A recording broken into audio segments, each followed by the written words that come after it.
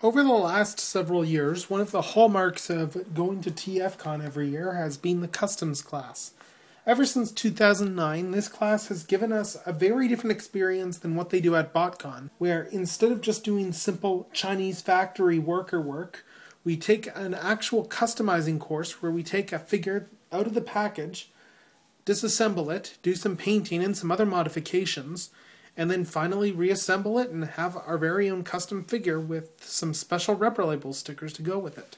Now, this started off back in 2009 when we did Rev from Robots in Disguise and used the classic Sunstreaker molds. We did modifications to the head back then in order to make this work. 2010 had an even rarer mold. We got a whole bunch of the Aveo Swerve mold and made a custom of Generation 2 Flash. Now, this year, however, for 2011, there was a bit of a changing of the guard. Dak, who had previously run the show for the last couple of years, was unable to do it again. So instead, Stu and Otis, Nemesis Predaking, and Transformers of Cybertron.ca stepped in to fill the void. And instead, what we did was we took Universe Prowl here, which I'm sure a lot of you have at this point, to this mold in some way or form, and we managed to turn him into G1 Downshift.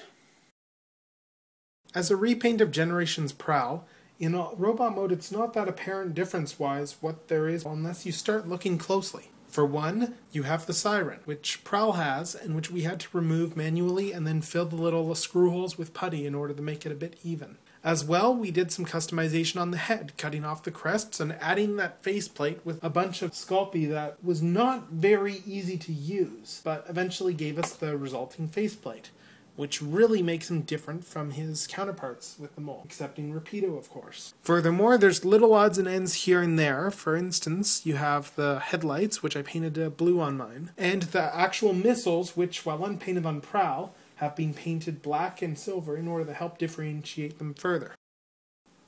Having only just transformed him to alternate mode now for this review, I have to say he actually shines even better in this mode, I would say. While Prowl has all those black stripes on the sides, with Downshift we had to remove all of the black via sanding and then repaint all of those areas over again with white paint. As a result, the car looks very different in vehicle mode, much more than I actually thought putting the two side by side. Because you have a white car, kind of like Jazz, next to the black and white car, and it makes quite the dramatic difference, honestly. He looks really good in this mode, and the paint actually it looks to hold up pretty well, despite my initial worries, too.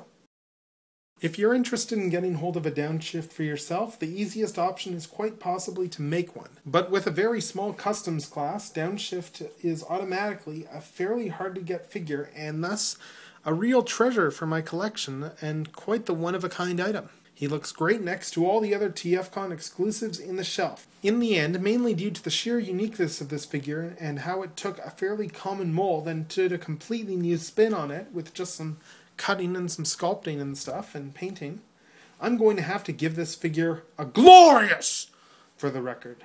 This is General Tekno signing off.